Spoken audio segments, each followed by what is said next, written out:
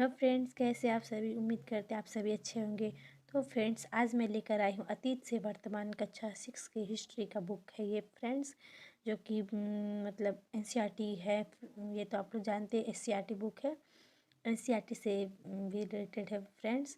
तो जो भी लोग एनसीईआरटी पढ़ते हैं तो उनके लिए बहुत ही उपयोगी सिद्ध होने वाले, क्योंकि इसमें शॉर्ट नोट से ज़्यादा बुक पढ़ने की ज़रूरत नहीं पड़ेगी फ्रेंड्स। इसमें सभी इम्पोर्टेंट जो टॉपिक्स है, जो भी इम्पोर्टेंट हेडलाइंस है, सभी को यहाँ पे नोट कर दिया गया है। मैंने पढ़ा है, बहुत ही अच्छी बुक है। तो इसीलिए मैंने सोचा क्यों ना मैं इसकी वीडियो बना दूँ, क्योंकि क्या पता सबके पास ये होगी या नहीं होगी। तो ये फ्रेंड्स कक्षा 6 की अतीत से वर्तमान। तो चलिए हम लोग फटाफट स्टार्ट करते हैं। तो ये देखिए हमारा कक्षा 6 का है अतीत से वर्तमान। ये एग्ज़ाम बेस्ड है। जो भी लेसन 1 यहाँ पे देख सकते हैं फ्रेंड्स। लेसन 1 में यहाँ पे नो एग्ज़ाम पॉइंट से, मतलब एग्ज़ाम की दृष्टि से ऐसा कुछ दिया नहीं है। लेसन 2 में है क्या, कब और कैसे। इसमें हम लोग ये पढ़ेंगे फ्रेंड, प्राचीन इतिहास से का है। मानव जाति के इतिहास की जानकारी हमें कई स्रोतों से प्राप्त होती है। फर्स्ट हमारा स्रोत क्या है फ्रेंड्स, पांडुलिपि। पांडुलिपि का मतलब होता है जो हस्तलिखित होते हैं, हाथों से लिखित होने का इन्हें पांडुलिपियाँ कहते हैं। ये पांडुलिपियों प्रायः ताड़पत्र अथवा भोजपत्र में लिखी मिलती है। ये फ्रेंड्स याद रखिएगा, ये जो है हमारा फ्रेंड्स, तो ताड़पत्र और भोजपत्र से हमें जो होती है प्राचीन समय की इतिहास की जानकारियाँ मिलती है, क्योंकि उस समय हमारे पास कॉपी या पेन, ये सब कागज़ वगैरह का इन्वेंशन नहीं हुआ था। तो इसीलिए जो भी पहले की मतलब बातें हैं वो जो है वो हाथ से लिखी हुई ताड़पत्र या भोजपत्र जिसको हम लोग बोलते हैं, उस पर लिखी होती थी। पहले की जानकारियाँ हमें इन्हीं सभी से मिलती है। उसके बाद डॉक्टर स्पूनर ने पटना के कुम्हार नामक स्थान में खुदाई द्वारा चंद्रगुप्त मौर्य के राजमहल के स्तंभ निकाले हैं। इस खुदाई में सोने के बैल के टुकड़े प्राप्त हुए हैं। तो याद रखिएगा फ्रेंड, जो डॉक्टर स्पूनर ने पटना के कुम्हार नामक स्थान में इन्होंने खुदाई करवाया है, जहाँ से चंद्रगुप्त मौर्य के राजमहल के स्तंभ निकाले गए हैं, और इस खुदाई में उन्हें सोने के बैल के टुकड़े प्राप्त हुए हैं। नेक्स्ट है हमारा टॉपिक, सिक्के शासकों द्वारा जारी किए जाते थे। तो सभी जानते हैं सिक्के जो है वो राजाओं के द्वारा जारी किए जाते थे, जिस पर राजकीय चिन्ह, धार्मिक चिन्ह या कई तरह की लिपियाँ उसमें अंकित होती है। उसके बाद फ्रेंड्स यहाँ पे क्वेश्चन आता है कि जो सिक्के बनते थे, तो सिक्के के अध्ययन को उस समय क्या कहा जाता था। तो सिक्के के अध्ययन को उस समय कहा जाता था मुद्रा शास्त्र। सिक्कों के अध्ययन को मुद्रा शास्त्र कहा जाता है। ये फ्रेंड्स क्वेश्चन बहुत ही इम्पोर्टेंट है, तो इसे हम लोग क्या करेंगे, याद करेंगे। नेक्स्ट हमारा है रेडियो कार्बन विधि। ये जो कार्बन 14 है, इसका ये जो होता है मतलब कोई भी जीवाश्म की उसकी आयु ज्ञात करने के लिए होती है कि वो जो है कितने साल पुराना है या फिर क्या है।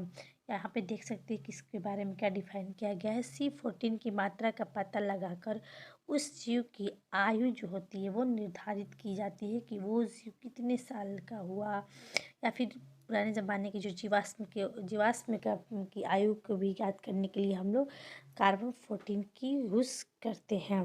नेक्स्ट है तिथियों का मतलब क्या होता है।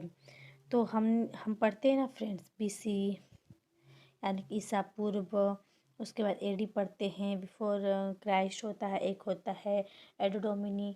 तो ये जो ईसा पूर्व और ईसा से जो ईसा बाद होता है, उस तिथियों का मतलब हम लोग क्या पढ़ते हैं। तो चलिए पढ़ते हैं क्या लिखा हुआ है।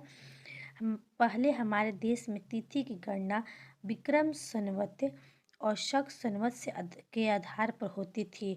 अब मुख्यतः ईसाई धर्म प्रवर्तक ईसा मसीह के जन्म तिथि से की जाती है।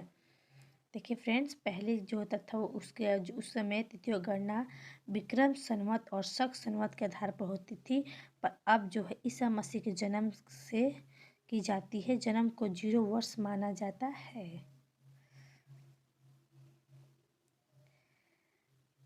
नेक्स्ट है इसमें खुदा बख्श लाइब्रेरी कहाँ पे स्थित है? तो खुदा बख्श लाइब्रेरी जो है वो पटना में है। नेक्स्ट है हमारा गोपाल नारायण सिंह सार्वजनिक पुस्तकालय कहाँ पर है? तो ये है पालीगंज स्थित में। और ये जो लाइब्रेरी है फ्रेंड्स, इसमें सभी प्रकार की अनेकों प्रकार की पांडुलिपियों को सुरक्षित किया गया है। ठीक है। नेक्स्ट है हमारा भौगोलिक पृष्ठभूमि। तो इसको 4 भागों में बांटा गया है।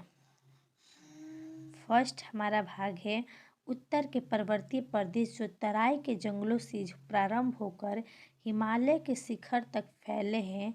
इसमें आ जाएगा कश्मीर, कांगड़ा, कुमायूं, सिक्किम के प्रदेश। ठीक है। नेक्स्ट सेकेंड नंबर हमारा है उत्तर का मैदान जो अपनी उपजाऊ भूमि और अधिक पैदावार के लिए प्रसिद्ध है। यह देश सर्वाधिक उपजाऊ क्षेत्र होते हैं। नेक्स्ट ही हमारा थर्ड नंबर है दक्षिण के पठार के अंतर्गत उत्तर में नर्मदा ताप्ती बहती है। ठीक है, याद रखिएगा दक्षिण के पठार के अंतर्गत जो कौन सी नदी बहती है? तो नर्मदा ताप्ती नदी बहती है। उसके बाद है विंध्याचल एवं सतपुड़ा की पहाड़ी उत्तर भारत और दक्षिण भारत को का अलग करती है। विंध्याचल एवं सतपुड़ा की पहाड़ी जो है उत्तर भारत और दक्षिण भारत को अलग करती है। नेक्स्ट है सुदूर दक्षिण के मैदान में गोदावरी, कृष्णा और कावेरी के उपजाऊ डेल्टा वाले प्रदेश है। ये सब बहुत ही इम्पोर्टेंट है फ्रेंड्स, एनसीईआरटी बेस्ड है। तो चलिए नेक्स्ट देखते हैं हम लोग। नेक्स्ट है दर्रे के बारे में पढ़ लेते हैं जिसको गैप बोलते हैं। पहाड़ियों के बीच संकरी रास्ते हैं उसी को दर्रा बोला जाता है। और खैबर बोलते हैं उत्तर पश्चिम पाकिस्तान की सीमा और अफ़गानिस्तान के काबलिस्तान मैदान के बीच हिंद कुश के सफ़ेद को पर्वत श्रृंखला में इसको खैबर बोलते हैं। ये यहाँ पे उपस्थित होता है। एंड बोलन जो होता है वो पाकिस्तान में बलूचिस्तान का एक प्रमुख दर्रा जो क्वेटा के जैकोबाबाद से जुड़ता है उसे वो बोलन उसको बोलते हैं। नेक्स्ट है हमारा विंध्य के दक्षिण में ब्रह्मगिरी स्थल पर लगभग 3000 साल पहले लोगों ने महापाषाणी संस्कृति का विस्तार किया। उसमें आ जाएंगे हमारे एक महापाषाणी संस्कृति वो होता है जो मृतकों को दफनाकर उसके चारों तरफ बड़े बड़े पत्थर को गाड़ दिए जाते हैं, उसी को महापाषाण युग भी बोला जाता है।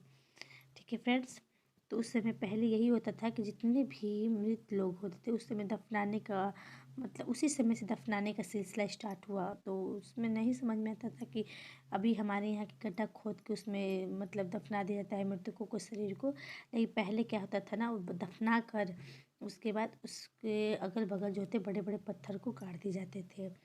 एंड इसके बाद है कुलडीहवा एवं चौपानी मांडो ऐसे स्थल है जहाँ सबसे पहले चावल उपजाने का प्रमाण मिला है। तो क्वेश्चन फ्रेंड्स आ सकता है कि सबसे पहले चावल उपजाने का प्रमाण किस स्थल से प्राप्त हुआ है? तो वो स्थल है कुलडीहवा और चौपानी मांडो। नेक्स्ट ये हमारा चैप्टर 2 में ही लास्ट है, यहाँ पे लास्ट नहीं नेक्स्ट है हमारा लगभग 25 वर्ष पहले उत्तर पश्चिम की ओर से आने वाले ईरानियों और यूनानियों ने सिंधु को हिंदोस और इंडोस कहा। तो सिंधु को हिंदोस और इंडोस कहने वाले सर्वप्रथम कौन थे? तो ईरानी और यूनानी थे जो उत्तर पश्चिम की ओर से आए थे और 2500 वर्ष पहले की बात है। एंड लास्ट क्वेश्चन है मगध प्रथम बड़ा साम्राज्य था। ठीक है, पहले 16 महाजनपद में सबसे बड़ा महाजनपद जो था वो है मगध। ठीक है, तो ये चैप्टर 2 में जितने इम्पोर्टेंट क्वेश्चन थे उतने इसमें बने हैं फ्रेंड्स। एंड अब आ जाते हैं हम लोग अध्याय 3 में। अध्याय 3 में स्टार्ट होता है मध्य प्रदेश से प्रारंभिक समाज, जिसके चैप्टर का नाम है। इसमें हम देख सकते हैं क्वेश्चन आता है भीमबेटका किस राज्य में पड़ता है, या बुटनी या फिर पंचमढ़ी, तो ये पड़ते हमारे मध्य प्रदेश में। ठीक है, तो वहाँ मध्य प्रदेश के लोग क्या करते थे, भीमबेटका के लोग कि शिकारी लोग गुफा के अंदर दीवार पर रंगीन चित्र बनाया करते थे एवं रंगीन पत्थरों को खींच कर रंग तैयार किया करते थे और बांस के ब्रश से चट्टानों पर चित्र बनाते थे इन लोगों के बनाए गए चित्र भीमबेटका के गुफाओं में पाया जाता है। ठीक है फ्रेंड्स, ये क्वेश्चन आता है। इस तरह से भी क्वेश्चन आ सकता है कि किस जगहों पर, मध्य प्रदेश के किस जगह पर लोग लोग पत्थरों को घिस कर रंग तैयार करते थे, और वहाँ पे जो दीवार को रंगीन और अनेकों प्रकार के चित्रकलाएँ बनाते थे। तो वो मध्य प्रदेश के किस ज़िले की है, तो वो है हमारा भीमबेटका। या फिर भीमबेटका किस राज्य में पड़ता है, तो वो है मध्य प्रदेश। नेक्स्ट है पैसरा। पैसरा जो है बिहार के मुंगेर ज़िले में स्थित है। याद रखिएगा फ्रेंड्स, पैसरा जो है बिहार के मुंगेर जिला में स्थित है। यहाँ पर आरंभिक मानव से संबंधित पुराने स्थल मिले हैं। यहाँ से यूरोप, फ्रांस में पाए जाने वाले आरंभिक मानवों की तरह के औजार यहाँ पर मिले हैं। पैसरा संभवतः आवास निर्माण स्थल था। पसाड़ काल, इसका मतलब होता है पत्थर से है, जिसके 3 भाग हैं, एक पूरा पसाड़, मध्य पसाड़ और नौ पसाड़। पसाड़ काल के लोग मनोरंजन के लिए चित्र और नृत्य करते थे, लेकिन आज के ज़माने में लोग क्या करते हैं फ्रेंड्स, मनोरंजन के लिए हम लोग मोबाइल का यूज़ करते हैं, यूट्यूब का यूज़ करते हैं। तो ये सब हम लोग मतलब हम लोग का आज के समय में मनोरंजन का यही बनाया गया है, टीवी, मोबाइल, वीडियो गेम, ये सब बनाया गया है। लेकिन उस समय पसाड़ युग के समय के लोग जो है मनोरंजन के लिए चित्र और नृत्य किया करते, चित्र बनाएंगे अपनी दीवारों पर इधर उधर और नाचते गाते थे। और इतिहास के पिता तो सभी जानते हैं फ्रेंड्स कि हेरोडोटस थे। भीमबेटका जो है मध्य प्रदेश के रायसेन ज़िले में है। देखिए, भीमबेटका मध्य प्रदेश के रायसेन ज़िले में है। और ये जो इस ज़िले में जो भीमबेटका शहर है, ये किस लिए प्रसिद्ध है, तो शैल चित्रों के लिए प्रसिद्ध है। विश्व का सबसे प्राचीन अभिलेख जो है बोगाज कोई अभिलेख है। समझिए फ्रेंड्स, विश्व का यानी कि पूरे विश्व का सबसे प्राचीन अभिलेख है बोगाज कोई। ठीक है। और भारतीय उपमहाद्वीप में आरंभिक मानव के निशान बिहार के किस जिले में मिला है, तो वो है मुंगेर जिले में, और मुंगेर के पैसरा शहर में मिला है। ठीक है फ्रेंड्स, अब आ जाती है, देखिए सेकेंड में अध्याय थर्ड में इतना ही क्वेश्चन बन रहा था। अब आ जाते हैं हम लोग फ्रेंड्स, वीडियो दे चुकी बहुत ज़्यादा लंबा हो जा रहा है, तो बस हम अब यहीं पे इसको एंड करते हैं। नेक्स्ट अध्याय 4 हम अगले वीडियोज़ में, अगले पार्ट में प्रोवाइड करेंगे। तो तब तक के लिए मतलब अच्छे से रहिएगा और हमारे वीडियोज़ को लाइक एंड शेयर कर दीजिएगा, और एक कमेंट कर दीजिएगा कैसा लगा। और अध्याय 4 में नेक्स्ट पार्ट में अपलोड कर दूँगी। तो ठीक है, थैंक यू।